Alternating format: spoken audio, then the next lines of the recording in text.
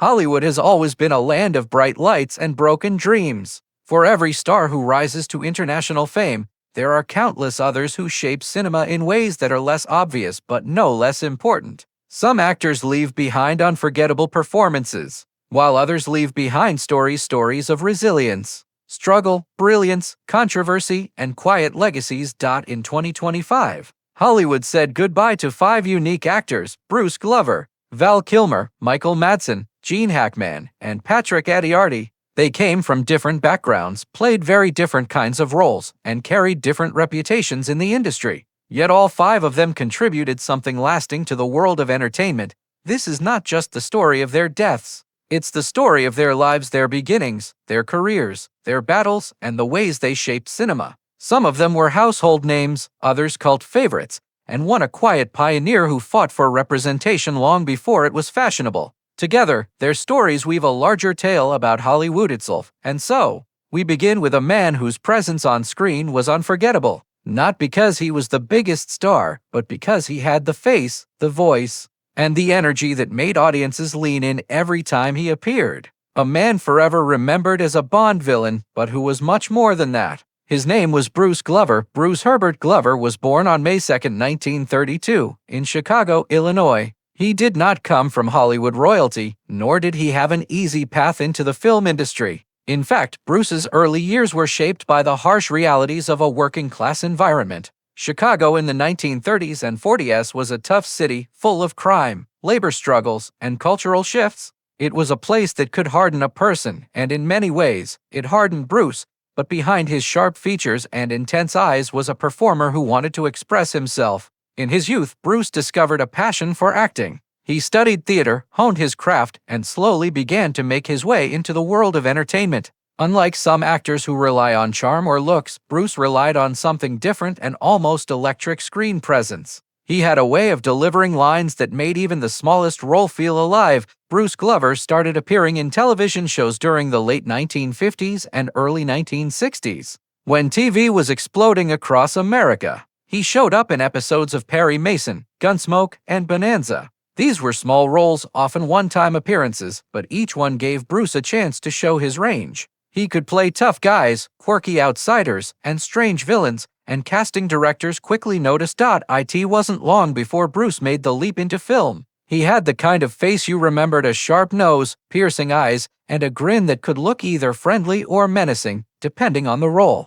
That unique appearance made him a natural fit for character acting, and Bruce embraced it. Then came the role that would define his career for millions of people around the world: Mr. Wint in the 1971 James Bond film Diamonds Are Forever. Bruce played one half of an assassin duo alongside actor Putter Smith, who played Mr. Kidd. Together, they were among the strangest and most memorable Bond villains ever put on screen. Unlike the typical tough guy henchmen of Bond movies, Wint and Kidd were portrayed as darkly comic, almost surreal figures. They joked, they smiled, they carried out assassinations with a twisted sense of humor. For many fans, Mr. Wint and Mr. Kidd stole the show. Bruce Glover, in particular, delivered a performance that was both chilling and hilarious. He played Wint as polite yet menacing, controlled yet unpredictable. Even though Sean Connery's Bond was the star, Bruce managed to make audiences remember him decades later. In interviews, Bruce often talked about how much fun he had with the role. He leaned into the strangeness, embracing the fact that Wint and Kidd were different from the usual Bond formula.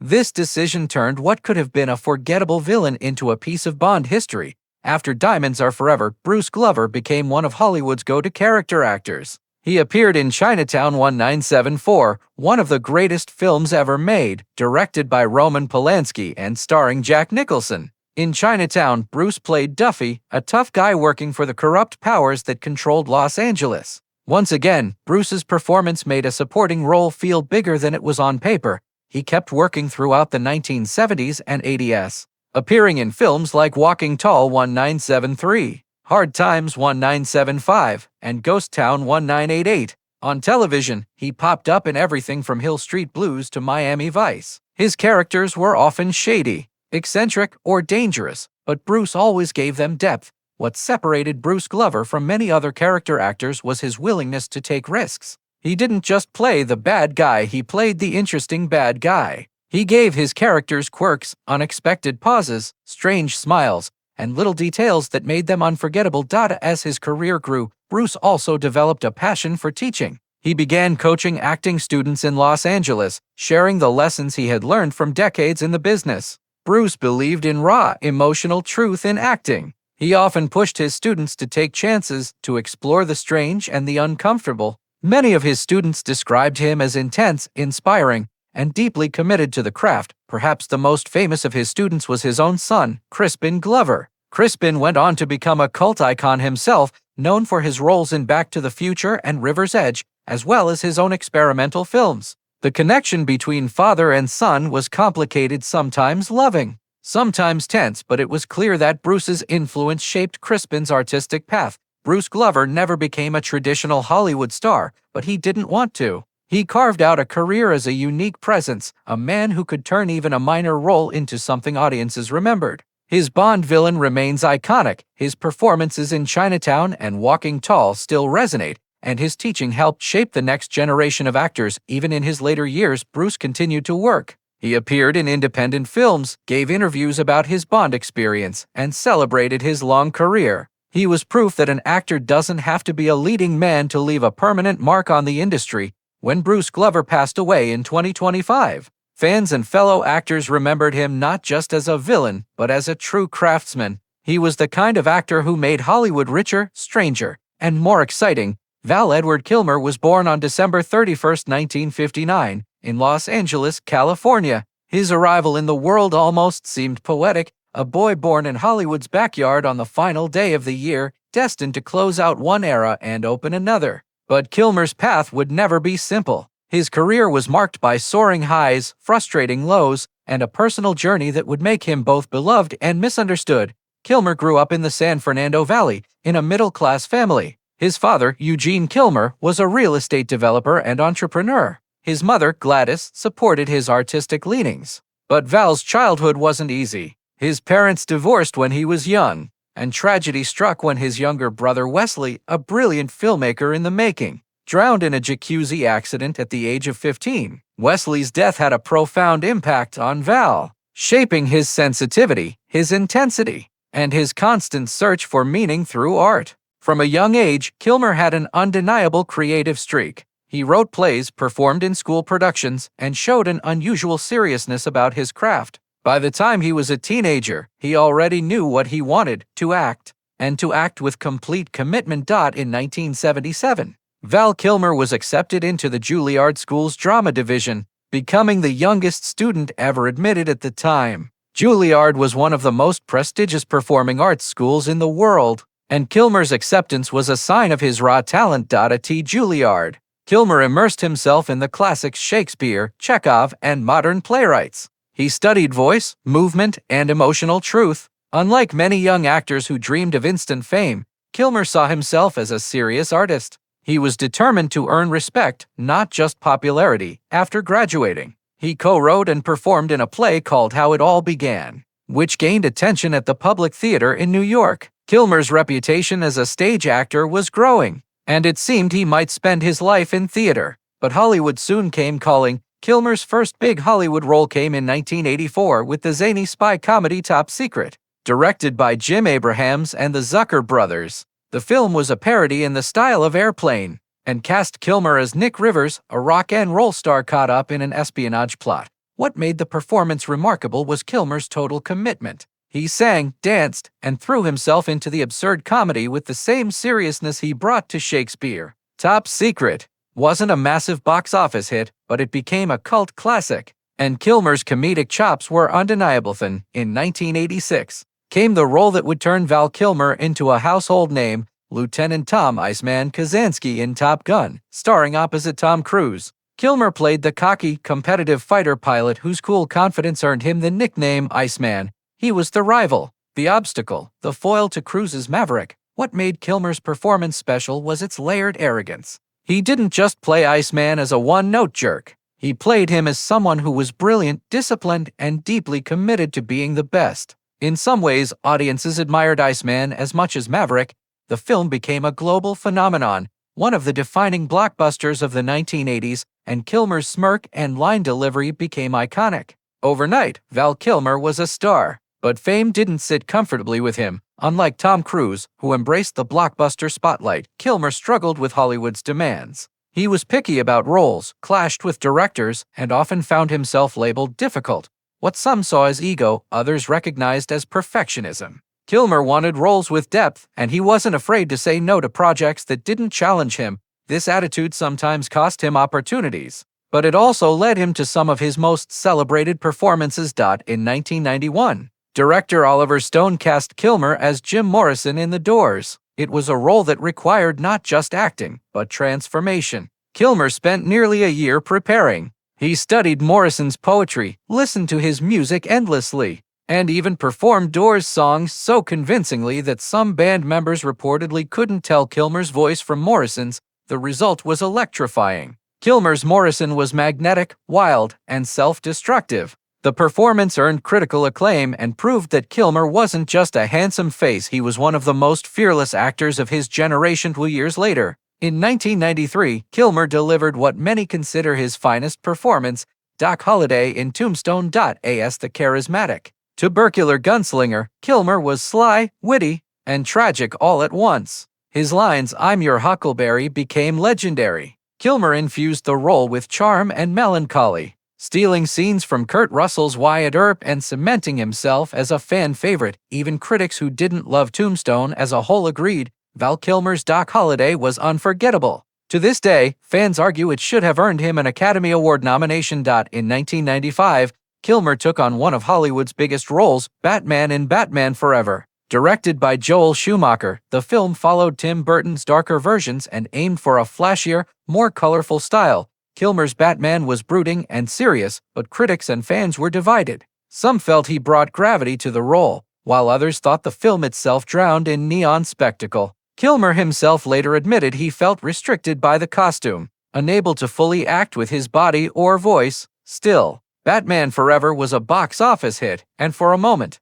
Kilmer stood alongside actors like Michael Keaton and Christian Bale as part of Batman's cinematic lineage throughout the late 1990s and early 2000s. Kilmer's career became a roller coaster. He starred in films like Heat 1995, where he held his own alongside Al Pacino and Robert De Niro, proving his dramatic strength. He appeared in The Saint 1997, showing off his versatility with disguises and accents. And he took on smaller roles in indie films, where he could explore characters without blockbuster pressure. But Hollywood is not kind to actors who refuse to play the game. Kilmer's reputation for being difficult meant fewer big offers. He worked steadily, but the superstardom of Top Gun and Batman faded. Then, in the mid-2010s, Val Kilmer's life changed dramatically. He was diagnosed with throat cancer. The treatments damaged his voice, leaving it raspy and weak. For an actor who had once been known for his commanding presence, it was a devastating blow. For years, Kilmer kept his illness private, retreating from the spotlight. When he eventually revealed his battle, fans were stunned. But instead of disappearing, Kilmer found a way to reinvent himself. In 2021, he appeared in the documentary Val, which used decades of home video footage shot by Kilmer himself. The film showed the world his vulnerability, his humor, his struggles, and his resilience. It was a deeply human portrait of a man who had been misunderstood for much of his career. Val Kilmer passed away in 2025, leaving behind a legacy that was both complicated and extraordinary. He was not the kind of star who chased fame at any cost. He was an artist, a perfectionist, sometimes misunderstood, but always dedicated to his craft. From comedy in Top Secret to intensity in The Doors, from heroism in Batman Forever to brilliance in Tombstone, Kilmer proved he could do it all. His battles off-screen showed his strength, and his return in Top Gun, Maverick, reminded the world of the talent and heart he always carried. He was, and will always be, Hollywood's reluctant star, the man who gave everything to his art, even when it cost him personally. Michael Madsen was born on September 25, 1957, in Chicago, Illinois. He grew up in a working-class family, the son of a firefighter father and a mother who encouraged artistic expression. His sister, Virginia Madsen, would also go on to become a successful actress, but Michael's path was much rougher. As a teenager, Michael didn't seem destined for Hollywood. He worked odd jobs: auto mechanic, gas station clerk, even a dishwasher. He wasn't the kind of kid teachers thought would become a star. But like many great actors, Madsen found himself drawn to storytelling. He began taking acting classes in Chicago and later moved to Los Angeles. Hoping for a shot at something bigger, Madsen started landing small television roles in the early 1980s. He appeared on Cagney and Lacey and St. Elsewhere, slowly building his resume. His rugged good looks, deep voice, and natural toughness made him a natural for cop and criminal roles. In 1982, he got a small role in War Games. By the late 80s, he was appearing in films like The Natural 1984 and War and Remembrance. But it wasn't until the 1990s that his career exploded. Michael Madsen's career took a dramatic turn when he crossed paths with a then-unknown writer-director named Quentin Tarantino. Tarantino cast Madsen as Mr. Blonde in his 1992 debut film, Reservoir Dogs. The role changed everything. Mr. Blonde real name. Vic Vega was a sadistic yet strangely charming gangster who became infamous for one of the most disturbing scenes in cinema history, the stuck in the middle with you sequence, where he dances while torturing a cop. It was chilling, magnetic, and unforgettable. Critics and audiences were both horrified and fascinated. Suddenly, Michael Madsen was no longer a struggling actor, he was a cult icon. Tarantino and Madsen developed a long-standing creative relationship. Madsen appeared in Kill Bill, Vol. 1 and Kill Bill, Vol. 2 as Bud, the washed-up brother of Bill. Once again, Madsen brought depth to a character who could have been just another villain. His Bud was weary, broken, and strangely sympathetic, showing the layers of pain beneath the surface. What many fans didn't know was that Michael Madsen was also a poet. Yes, the same man known for slicing ears in Reservoir Dogs published multiple collections of poetry, including Burning in Paradise and American Badass. His writing was raw, emotional, and deeply personal. He wrote about love, loneliness, fame, failure, and fatherhood. Critics praised his work, and his poetry gained a cult following. Just like his acting, Madsen himself said poetry kept him sane. Acting was chaotic, Hollywood was brutal, but writing gave him a place to process his emotions. Even as Hollywood shifted toward younger stars, Madsen kept working. He appeared in Tarantino's The Hateful Eight 2015 as Joe Gage, another morally ambiguous character. He also took roles in indie films, B-movies, and television. Some criticized him for taking any role, but Madsen himself admitted he loved working. For him, acting wasn't just about fame, it was about survival, about staying connected to the craft. Michael Madsen passed away in 2025, leaving behind a career spanning more than 4 decades. He was never the leading man Hollywood usually celebrates, but he was something rarer, an actor who created unforgettable moments on screen, who became part of the DNA of modern cinema, from the dance in Reservoir Dogs to his weary Bud in Kill Bill. From his poetry to his loyalty to Tarantino, Michael Madsen will always be remembered as the tough guy with a poet's heart. Gene Hackman's story is one of resilience, grit, and talent that defied Hollywood expectations. He was not the classic handsome matinee idol, not a man who entered the business with privilege or connections. Instead, he was a determined outsider who carved his way into cinema history through sheer authenticity. Eugene Allen Hackman was born on January 30, 1930, in San Bernardino, California. His early years were marked by instability. When Gene was still young, his father walked out on the family, leaving Gene, his mother, and siblings to struggle. That sense of abandonment would stay with him for life, shaping the guarded toughness he carried into many of his roles. At 16, Hackman lied about his age to enlist in the U.S. Marine Corps. He served for nearly 5 years, stationed in China, Hawaii, and Japan. The discipline of military life gave him structure, but Hackman wasn't destined to be a career soldier. After his service, he drifted, trying different jobs: radio operator, doorman, even a furniture mover. But none of it satisfied him. By his mid-20s, Hackman realized he wanted something more. He enrolled in the Pasadena Playhouse in California, a school known for producing actors. There, Hackman met another struggling student, Dustin Hoffman. The two became friends, though both were considered unlikely stars. In fact, the school once rated Hackman and Hoffman as the least likely to succeed. Hackman didn't let that discourage him. Instead, he pushed harder. He moved to New York, where he joined the off-Broadway theater scene, working odd jobs by day and performing at night. His rugged look and natural intensity stood out in a sea of polished, pretty actors. In 1971, Hackman starred as Detective Jimmy Popeye Doyle in The French Connection. The role was gritty, raw, and unglamorous. Doyle was racist, obsessive, and deeply flawed yet relentless in his pursuit of justice. The film was a massive hit and won 5 Academy Awards, including Best Picture and Best Actor for Hackman. Overnight, Gene Hackman went from character actor to leading man. The famous car chase sequence under the elevated train in New York remains one of the greatest action scenes in cinema history, and Hackman's ferocious energy drove it. He wasn't just acting, he was Popeye Doyle after The French Connection. Hackman became one of the most in-demand actors of the 1970s and 80s. What made him unique was his versatility. He could play heroes, villains, or everyday men with equal conviction. In the Poseidon Adventure 1972, he was a fiery preacher leading survivors of a capsized ship. In The Conversation 1974, directed by Francis Ford Coppola, Hackman gave a haunting performance as a paranoid surveillance expert. The quiet intensity of that role remains one of his most acclaimed performances. In Superman 1978, he flipped the script, playing the flamboyant villain Lex Luthor with wit and charm. He returned for 2 sequels, cementing himself in pop culture history. Hackman's greatest gift was making characters feel authentic. Whether a working-class cop, a nervous wiretapper, or a comic book supervillain, he grounded them in reality.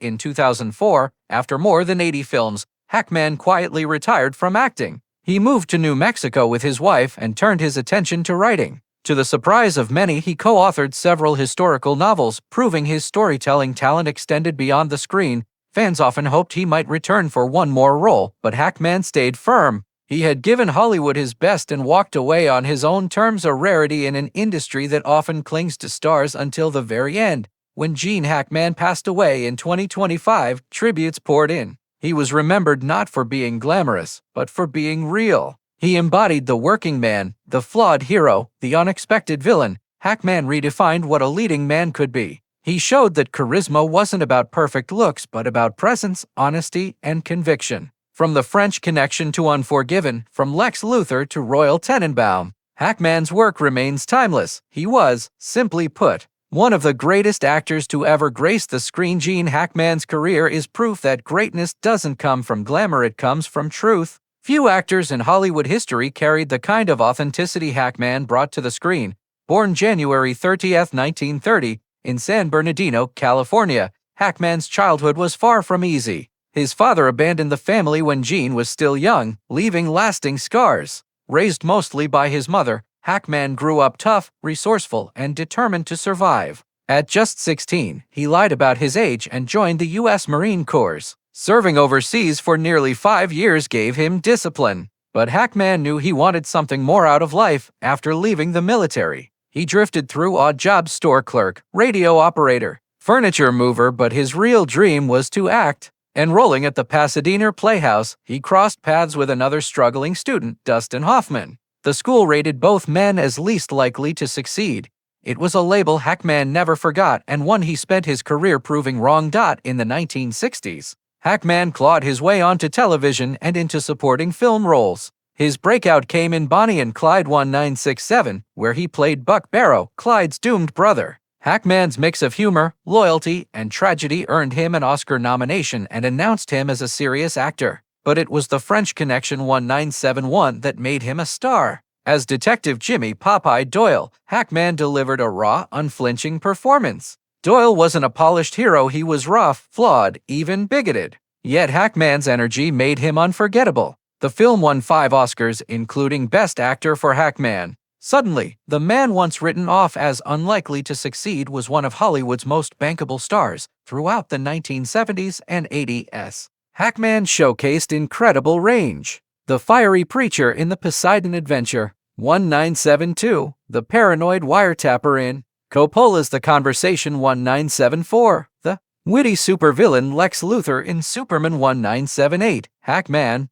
was never the pretty boy leading man. Instead, he represented reality characters who sweated, stumbled, and carried their flaws openly. Audiences trusted him because he was believable. In 1992, Hackman struck gold again with Clint Eastwood's Unforgiven. Playing ruthless Sheriff Little Bill Daggett, Hackman was both terrifying and strangely sympathetic. The role earned him his second Oscar, this time for Best Supporting Actor. By then, Hackman was cemented as one of the finest actors of his generation. In 2004, Hackman quietly retired from acting after more than 80 films. Instead of chasing one last big role, he walked away on his own terms. In retirement, he focused on writing, co-authoring several historical novels. Fans hoped he might someday return, but Hackman made peace with leaving Hollywood behind. When Gene Hackman passed in 2025, the tributes were unanimous. Directors, actors, and fans alike praised him as one of the greatest of all time. He wasn't defined by glamour or charm, he was defined by truth. His characters felt like real people, not movie archetypes. He gave us heroes who were flawed, villains with depth, and ordinary men who carried extraordinary weight. Gene Hackman's legacy is clear. He redefined what a leading man could be. He proved that audiences crave honesty more than perfection. And in doing so, he became one of cinema's most enduring legends. Patrick Adiarte may not have been the most famous actor of his generation, but his career left an undeniable mark on Hollywood. As one of the earliest Filipino-American performers to break into mainstream film and television, he carried the hopes of a community often ignored by the industry. His story is about perseverance, talent, and the quiet dignity of someone who helped open doors for others. Patrick Adiarte was born on August 2, 1943, in Manila, Philippines. Growing up in a nation deeply influenced by both local traditions and American culture, he was surrounded by music, dance, and storytelling. From a young age, Patrick gravitated toward performance. He studied dance seriously, mastering classical techniques as well as modern styles. When his family moved to the United States, Adiarte carried his heritage proudly, even when opportunities for Asian and Pacific Islander actors were scarce. At a time when Hollywood often relied on stereotypes, he wanted to present something different, real talent that couldn't be ignored. Adiarte's versatility extended beyond acting. He was a gifted dancer, and his skills landed him spots on variety shows during television's golden age. He appeared on The Lawrence Welk Show and other musical programs, where his grace and discipline as a performer stood out, but his most memorable television role came in the 1970s. When he joined the cast of Madsen, Patrick played Ho John, a young Korean houseboy at the 4077th Mobile Army Surgical Hospital. The role was small but significant. Ho John wasn't portrayed as a caricature. Instead, he was a sympathetic, human character caught in the chaos of war. For Asian American representation on TV, that was groundbreaking. Despite his talents, Adiarte faced the barriers common to actors of color in mid-20th century Hollywood. Opportunities were limited, and roles were often shaped by stereotypes. While his peers might have been offered leading man parts, Patrick had to fight for supporting roles that sometimes boxed him in, yet he never gave up. He believed in carving a space for himself and showing younger performers what was possible. Every time he appeared on screen, he carried the quiet dignity of someone who knew his presence mattered. Unlike many stars, Patrick never chased fame. As the years passed, he stepped back from Hollywood, focusing on personal passions and community work. While he didn't have a massive filmography like Gene Hackman or Val Kilmer, his influence was measured differently. He had been there at a time when very few Asian actors could be seen on American screens, and that visibility mattered. He also pursued choreography and dance instruction, passing on his love of movement to younger generations. In this way, Patrick's impact extended far beyond the screen, shaping not just how audiences saw representation, but how students discovered joy in the arts. When Patrick Adiarte passed away in 2025, it didn't dominate headlines the way bigger stars' deaths did. But for those who knew film history, his loss was deeply felt. Asian American actors who had come after him, many of whom enjoyed opportunities he never had, paid tribute to his courage and trailblazing work. Patrick's career was a reminder that success isn't always about stardom. Sometimes it's about planting seeds. By appearing in The King and I, by giving dignity to Ho John on MASH, by dancing with grace on national television, Adiarte made sure the next generation of performers wouldn't be invisible. Looking back, Patrick Adiarte's legacy is one of quiet but undeniable importance. He proved that Asian and Pacific Islander performers could contribute meaningfully to American entertainment. He refused to let Hollywood's narrow view erase his talent. And though he may not have lived a life of blockbuster fame, his work made ripples that are still felt today. Patrick's story is also about perseverance. He didn't have the privilege of endless roles, but he took what he was given and elevated it. He gave heart to every performance, whether he was a prince, a dancer, or a houseboy. That authenticity is what audiences remembered. For young performers of color who often wonder if there's a place for them, Patrick Adiarte's journey sends a powerful message. You matter. Your story matters. And the work you do have doors for others.